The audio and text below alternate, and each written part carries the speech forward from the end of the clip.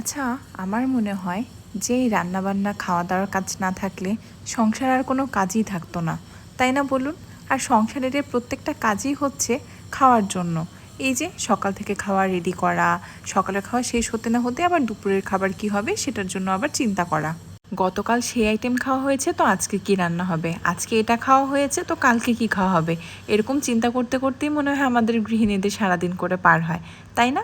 তা আজকে এরকমই নর্মাল একটা স্যান্ডউইচের রেসিপি।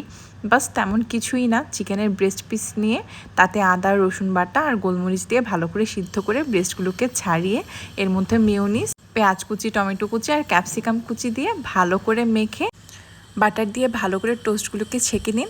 এটা আপনার ইচ্ছা, আপনি চাইলে শিখতেও পারেন, নাও শিখতে পারেন। ব্যাস মাঝখানে পুরটা দিয়ে স্লাইস করে নিন। আর আমাদের সকালবেলা ব্রেকফাস্টটা শুরুই হয়েছিল সেদিন স্যান্ডউইচ আর কোল্ড ড্রিঙ্কস দিয়ে।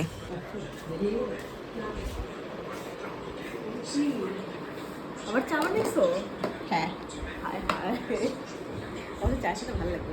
চা না কোল্ড ড্রিঙ্ক। কোল্ড, ও বাবা, তুমি কোল্ড ড্রিঙ্কস নিয়ে আসছো? সকালবেলাতে তো চলে গেল স্যান্ডউইচ আর কোল্ড ড্রিঙ্কস নিয়ে, একটু পরে চিন্তা তাহলে দুপুরের খাবারটা কি হবে।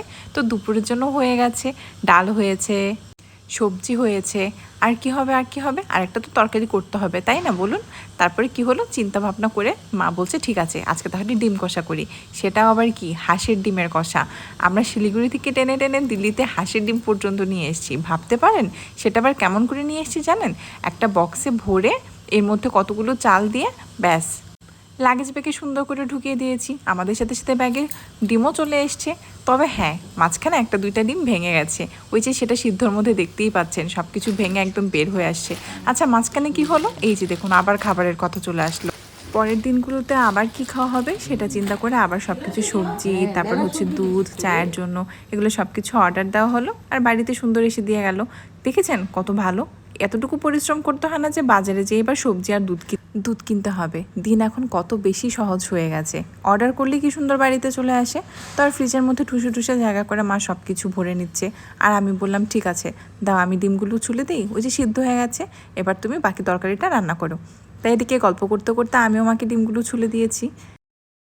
থাক, আর সেই ডিম কষার টেস্ট খেতে কেমন হয়েছে সেটা আপনাদের বলে আর আপনাদের লোভ নাই বা বাড়াই। ঠিক আছে, তবে দেখা হবে আমার পরের একটা ব্লগে।